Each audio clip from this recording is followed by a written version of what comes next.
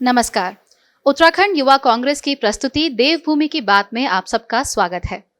आज मेरे साथ यहाँ पर मौजूद हैं अखिल भारतीय कांग्रेस कमेटी में राष्ट्रीय सचिव और साथ ही साथ उत्तराखंड प्रदेश कांग्रेस कमेटी के सह प्रभारी श्री राजेश धर्माणी जी। धर्माणी जी, आपका हमारे प्रोग्राम में बहुत बहुत स्वागत है। धन्यवाद। आज हम धर्माणी जी से उत्तराखंड के कुछ मुद्दों पर बात करना चाहेंगे। सर, उत्तराखंड के विधानसभा चुनाव अब बहुत पास हैं। ऐसे में कांग्रेस पार्टी की इन चुनावों को लेकर क्या तैयारी है? हमारी तैयारियां तो करीब 2 महीने पहले तो चुनावों से संबंधित जितनी कमेटियां थी, चाहे कैंपेन कमेटी की बात है, प्रदेश election committee, core committee, media committee, publicity committee, सारी कमेटियों का गठन हो चुका था।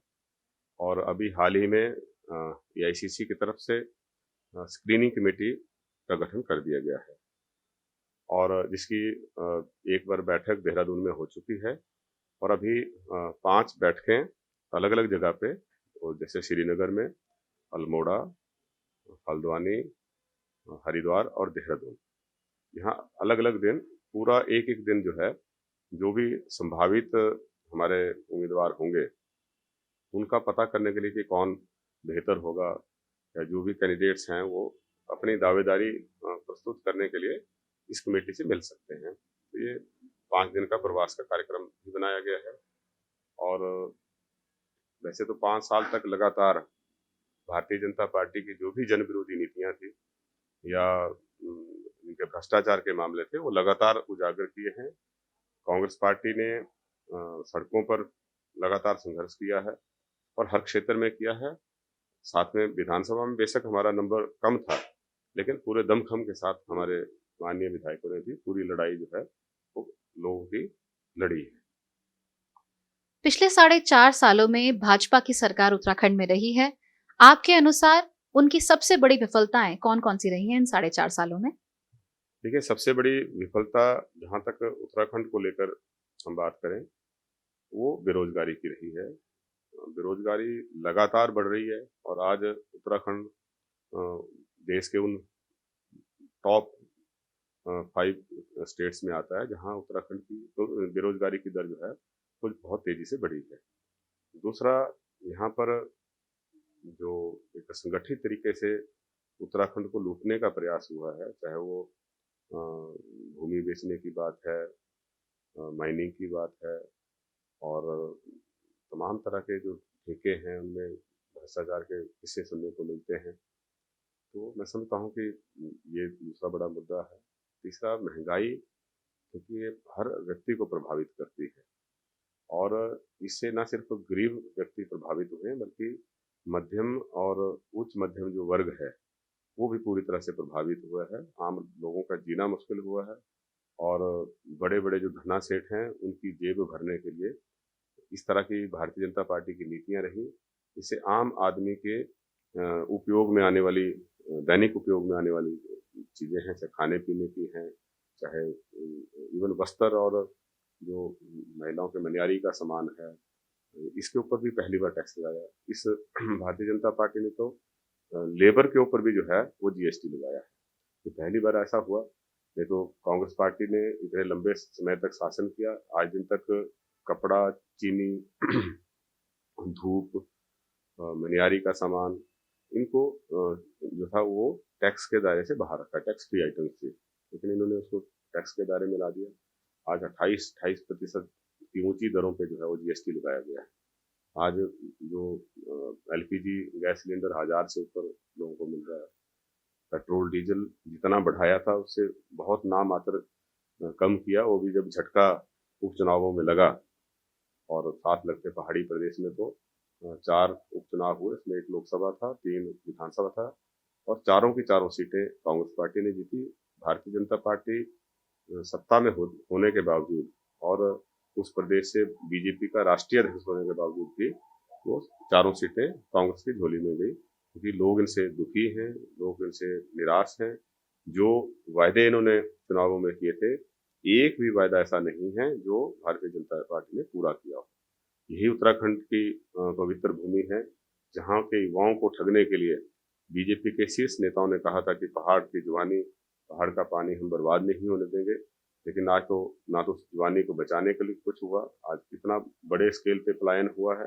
और दूसरा, पानी तो जहाँ नए कोई ऐसा डैम, हाइड्रो इलेक्ट्रिक डैम या सिंचाई की ऐसी कोई व्यवस्था इन 7 सालों के दिल्ली 7.5 सालों के शासन में जो भारत सरकार की है, और हिमाचल प्रदेश में, उत्तराखंड में भी पिछले 5 सालों में कोई ऐसा परिवर्तनकारी कदम जो है उस सरकार ने नहीं उठाया। आम जनमानस भी आज कांग्रेस की तरफ देख रहा है। एक तरफ वो छद्म राष्ट्रवाद है जिसके नाम से भारतीय जनता पार्टी लोगों की सहानुभूति बटोरकर लोगों का जन समर्थन हासिल करती है, लेकिन बदले में जो है कुछ नहीं करती है।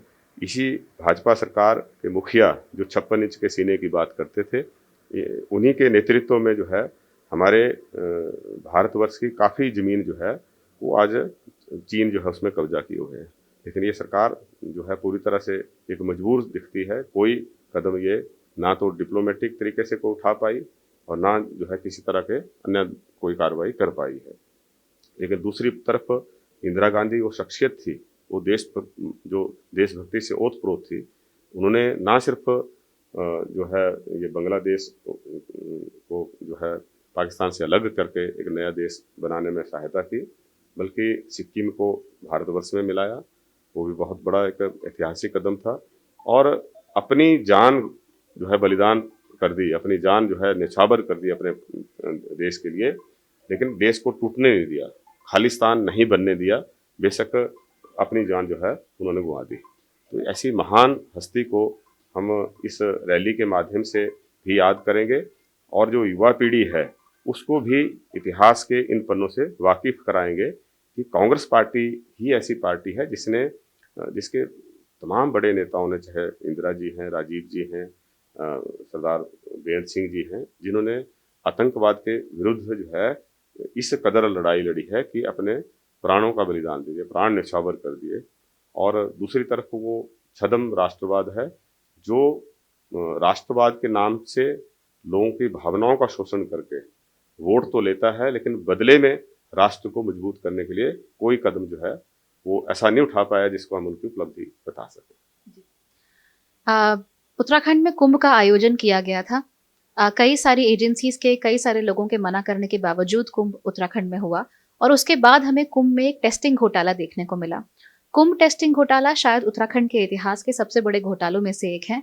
उसके बारे में आपका क्या कहना है?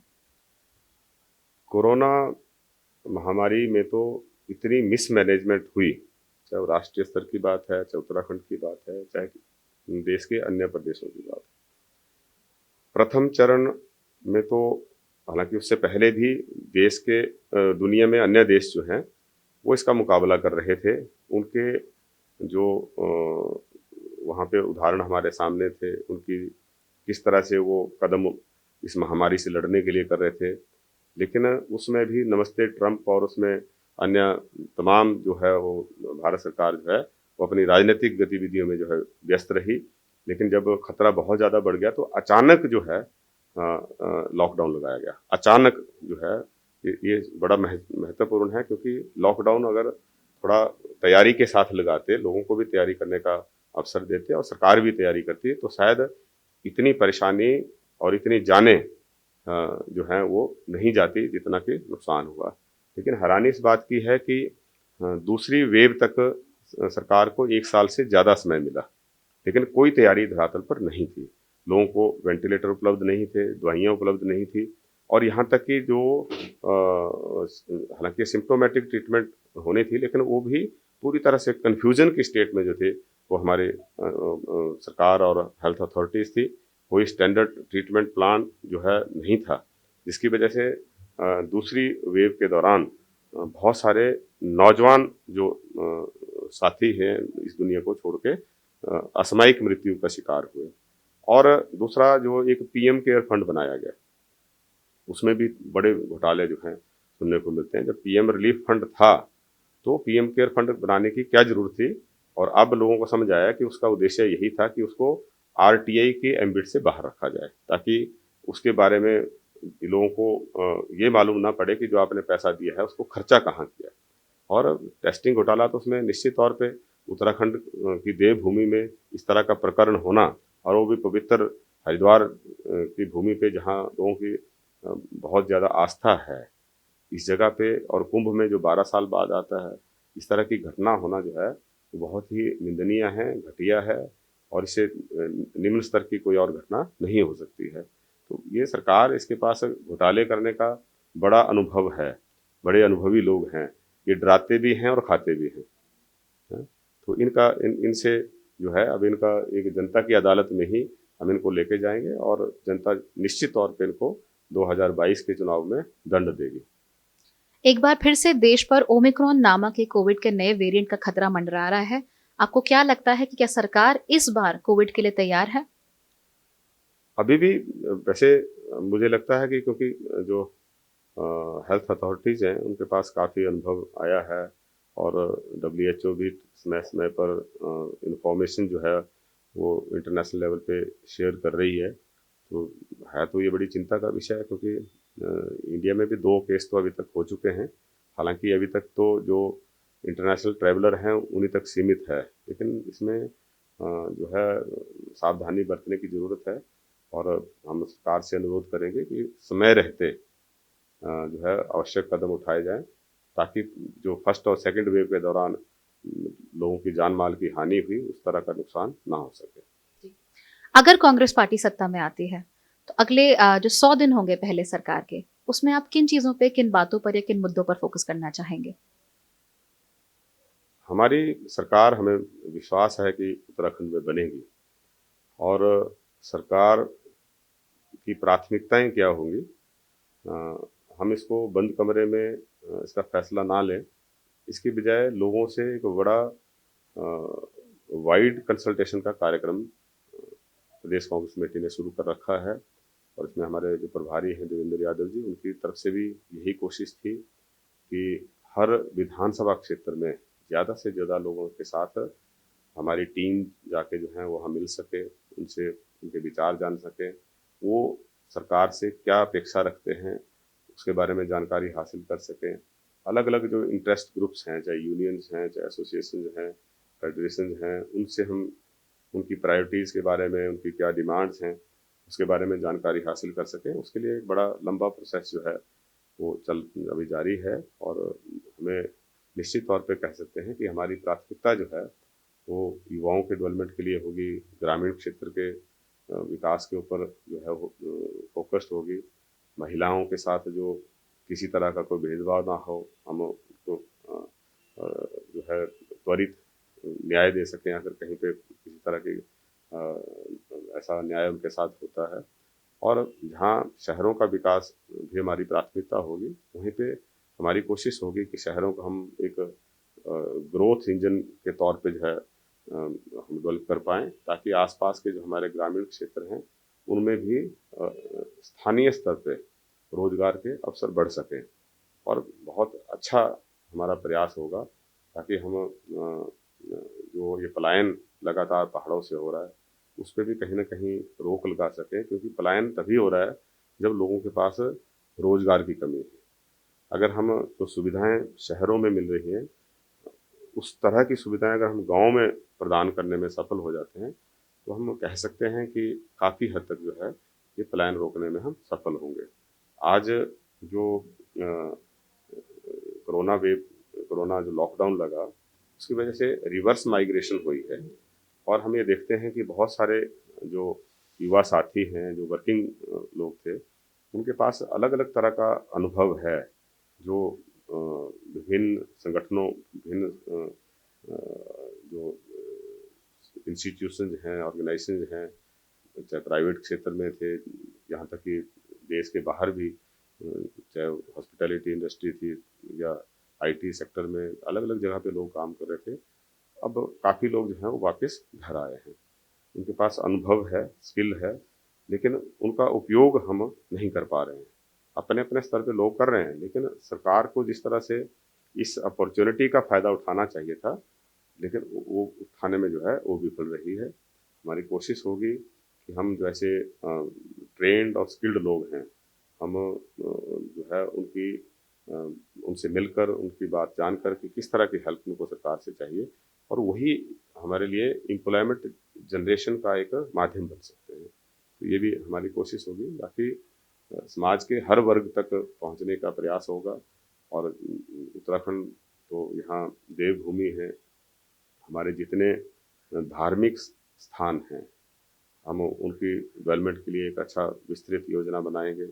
हमारा ये वीर भूमि है, सैनिक बहुल क्षेत्र है, हमारे जो शहीद यहाँ होते हैं उनके लिए एक बड़ा, समझता हूँ कि उनके परिवारों को की सहायता के लिए सरकार को बड़े कदम उठाने के लिए हम जो है प्रस्तावना अपने घोषणा पत्र के माध्यम से उसमें प्रस्तावित करेंगे।